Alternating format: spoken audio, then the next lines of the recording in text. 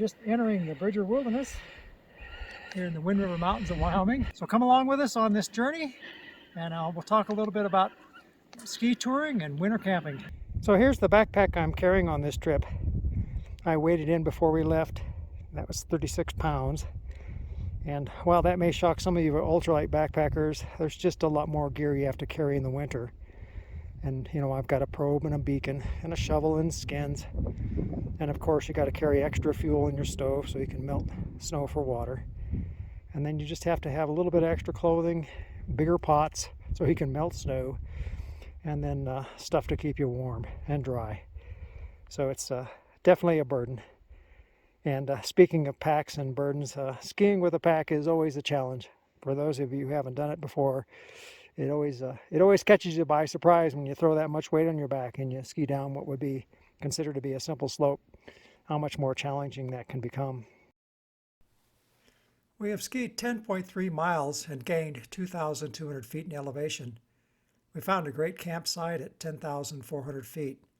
I always try and find a location that is somewhat out of the wind but can still receive some morning and evening sun. Since we will be melting snow for water, I also like to pick a location that there's no evidence that anyone else has camped there. It is late March. We came up here looking for some decent snow, and as you can tell, I think we found it. This will give me the air temp.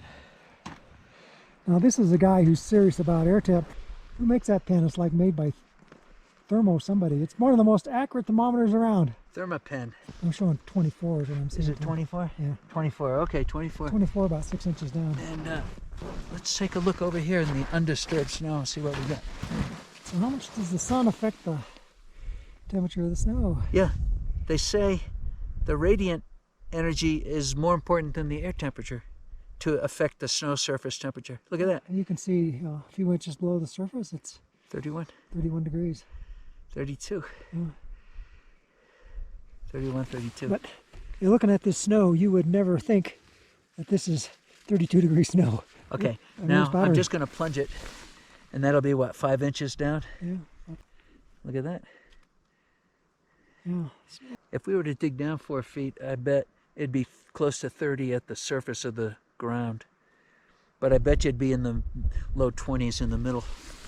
So what's the air temperature, Tom? 25. 25. I just wave it around a bit so that the the air is really meant 24? for me. 24. Yeah, I was guessing it to be around 25, but it may be a little cooler than that. We'll see. 24. And that is, it's in the sun. Let's see if there's a difference with the shade. No, it's about 24. Okay. Well, right now it's almost 6 p.m. in the evening, and we're burning daylight. We just got the tent set up. Tom is doing a little camp maintenance. He's probably going to make sure the stakes are nice and firmly planted in the ground. Our next chore is going to dig out an area to cook our meals, get ourselves warm, put some warm clothing on, and see if we can enjoy this little bit of sunshine we have left before it turns frigidly cold. Well, we're melting snow for water. Got the old early winter light tent set up. That is a classic tent. And believe it or not, it's from probably the early 80s, and it's actually made of Gore-Tex. I'm enjoying some hot Italian sausages that I pre-cooked at home and sliced and added to a double helping of Idahoan mashed potatoes, and they are very satisfying. Me? I'm actually behind the 8 ball today. I've been still melting water. I have melted 2 liters and I've had about a half a liter.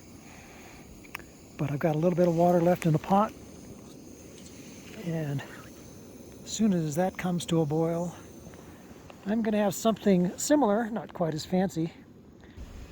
I've got 2 servings of Idahoan potatoes, 3 strips of Kirkland pre-cooked bacon, and 50 grams of cheddar cheese. I'm using the hot soak method. I just add boiling water to the Ziploc bag that is placed in my cup and stir. The meal will rehydrate in less than a minute and there's no cleanup. It is 530 calories with 26 grams of protein. Well, good morning, everyone. Had an interesting night last night. It was a little nippy. Got up this morning, it was 11 degrees Fahrenheit. Well, for breakfast this morning, I'm having my mango porridge. And I actually have a recipe on my YouTube site if you'd like to see how I prepare this. It's one of my favorites. Easy to prepare and virtually no cleanup if you drink your dishwater. I'm not sure what Tom's having this morning. It'll be a good test for his winter Primus fuel mix. As I said yesterday, it's supposed to be good down to -7, so he should be good to go. And what Tom has done here is he's built himself kind of a little cooking cave. And what that serves to do is it allows the heat that comes from the stove to essentially create a little microclimate. It allows these canister stoves to work much better. So if you can get them running, and you can build a little cave and keep the heat trapped in there, they'll work just fine.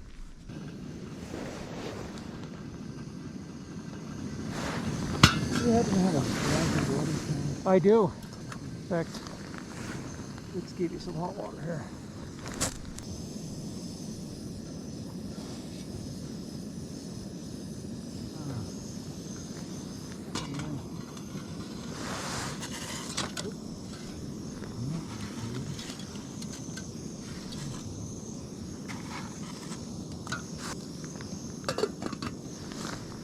This porridge is seems like it's pretty soupy, but a little extra liquid is good for you in the morning anyway, but it will thicken up. You'll be surprised. And of course, what's a cold winter morning without a hot cup of coffee or a hot cup of cocoa? This is my preference. I use kind of a potent version of Swiss Miss. I use a packet of Swiss Miss, put about 1.5 tablespoons of cocoa powder with it. Gives me that little bit of extra oomph, and then I sweeten it with just a little bit of sweetener. I cut the top off of the Swiss Miss packet, and then I add the extra cocoa powder and extra sweetener to it, and then I just put a little bit of Scotch tape on it to seal it back up. You know, even as pristine as the snow looks around here, when you melt snow, you're going to get some extras into the pot. In this case, there's just a little bit of dirt particles and some pine needles. Maybe it's bark, who knows, some organic matter. Anyway, even when the snow looks pure and the wind blows, you know, stuff's gonna come off the trees into the snow.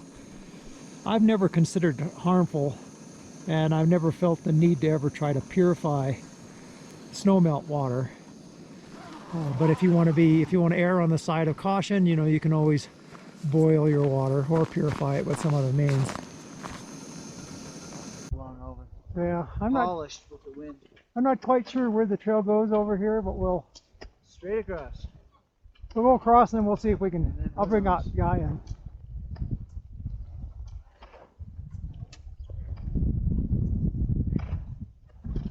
Hey, I'm gonna throw my snow probe in to check the depth just for the fun of it. I'm going to do a protest. Not as much snow here as one might think.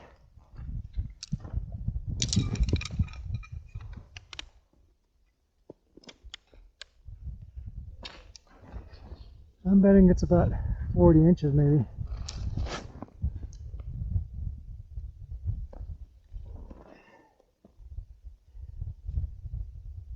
Not a bunch. It is 128, same as at our campsite. Oh, jeez, me Christmas.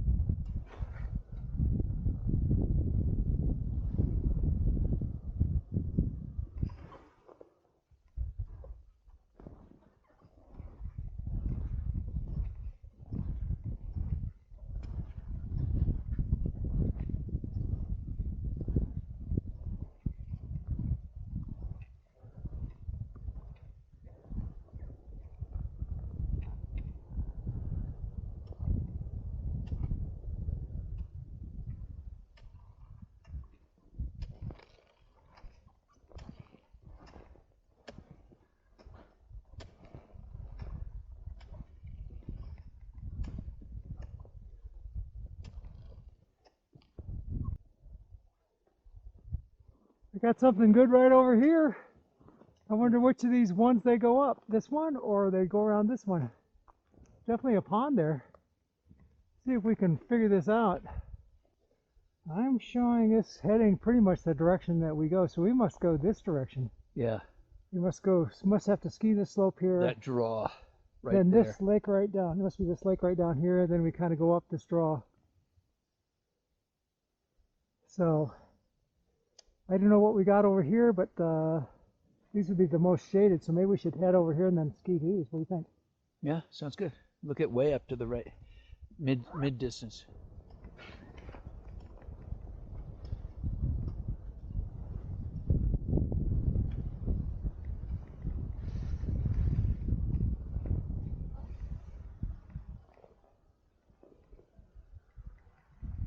Oh, it's nice water.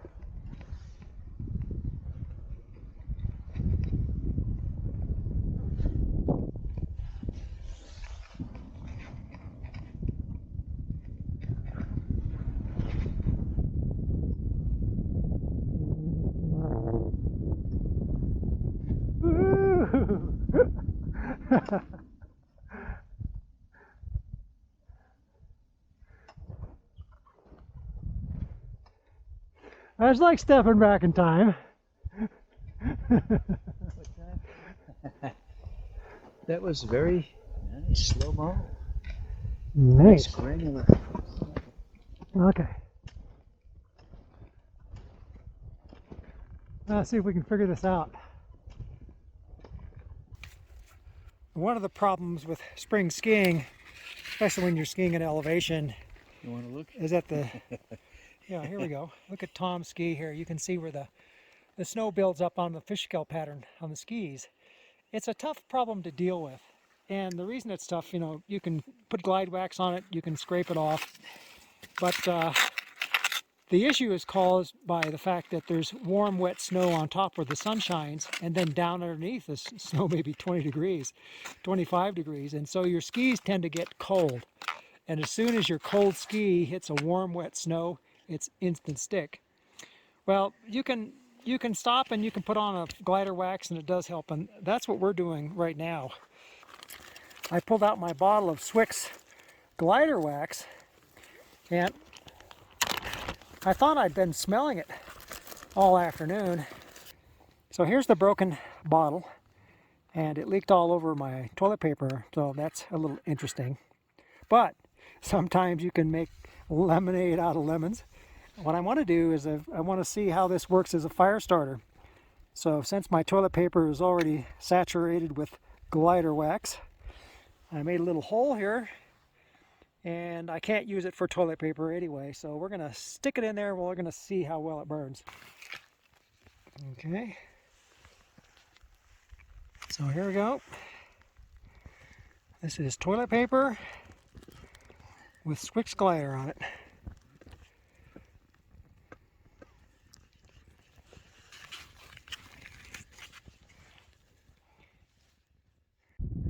This is why Julie's jealous. You're getting all this virginal snow.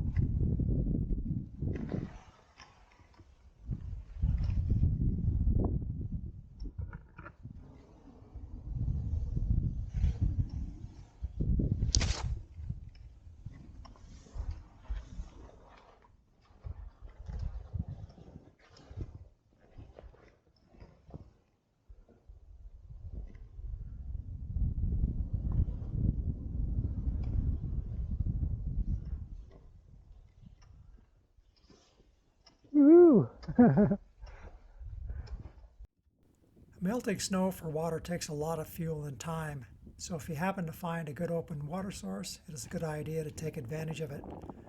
All running water sources should be treated, and Tom has a stereo pin along. It's a simple matter of tying cord to your pole and using an open wide mouth water bottle and fish out that water.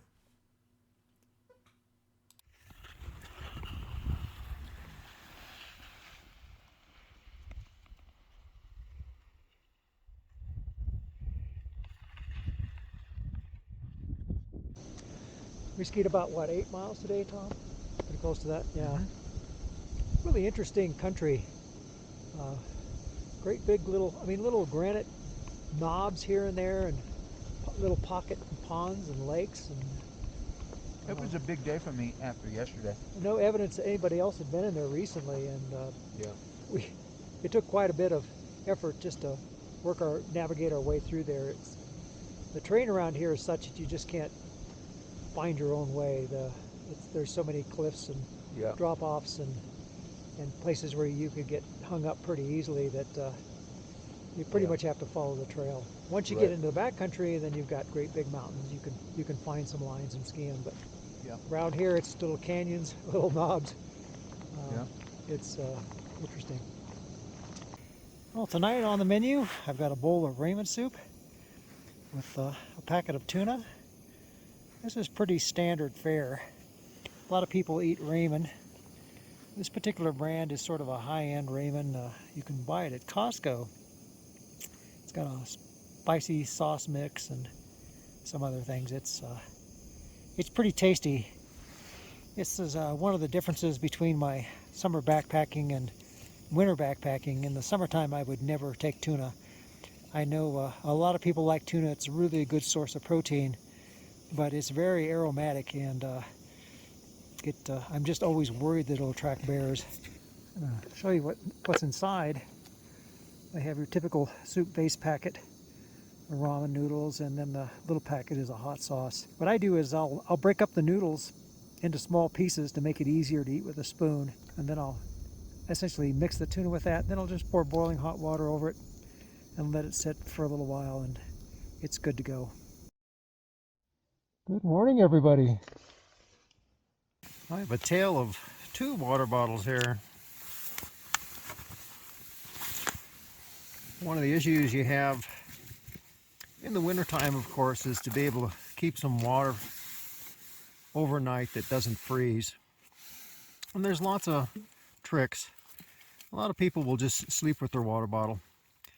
And that works really well. In fact, it's a trick that a lot of people use. These Nagling bottles, you can put boiling hot water in them and they won't deform. I know a lot of people think they're way too heavy to carry, but they're pretty much ideal in the wintertime. But people who sleep cold, oftentimes what they'll do is they'll boil water, they'll fill the thing up, and they'll put that in their sleeping bag, and it's a source of heat overnight. That's not what I did here. What I try to do is I try, and if the temperature's not extreme, not severe, it was about 17 degrees this morning, is I'll put my sleeping bag, I'll put the water bottle in between the 2 sleeping bags, sort of like this, underneath the edge. And then the sleeping bag, as you kind of roll over, gets on top of it. And I just measured the temperature underneath the sleeping bag and underneath the foam pads here, and it was 31 degrees. It was enough to keep this bottle from freezing, and this was not boiling water last night. This was just melted snow, so it was probably 40 degrees when we went to bed. I filled this bottle at the same time, and it was away, just literally 6 inches away towards the edge of the tent. And you can see it's not completely frozen solid, but it's frozen enough that it might be difficult to get this lid off. And that's usually you can heat these up in the morning with a little bit of water, especially if you can take the lid off and you can poke a hole down through there and pour a little bit of water out and then pour some hot water back in. You can make this liquid again.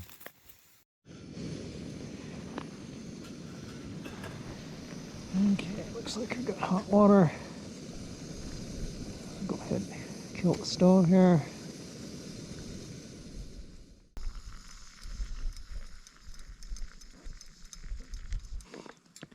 You know, winter camping is much different than summer camping. You just have to take things at a lot slower pace.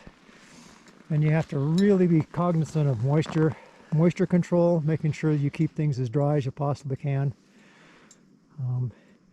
And sometimes you can't get as early of a start as you want because it's just too darn cold in the morning. So consequently, you spend a lot longer period of time in your tent than what you probably would in the summer. When I measured it close to the ground, to the snow, it settled in at 14, 15.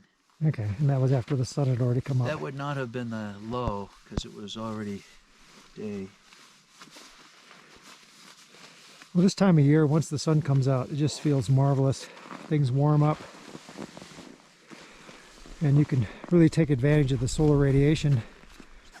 Tom's using his skis as a makeshift clothesline. He's going to use the sunshine to essentially dry his bag out a little bit. I don't know how much water a human puts out at night breathing, but you put two people in a small tent like this, there's quite a bit of moisture that comes out in your breath.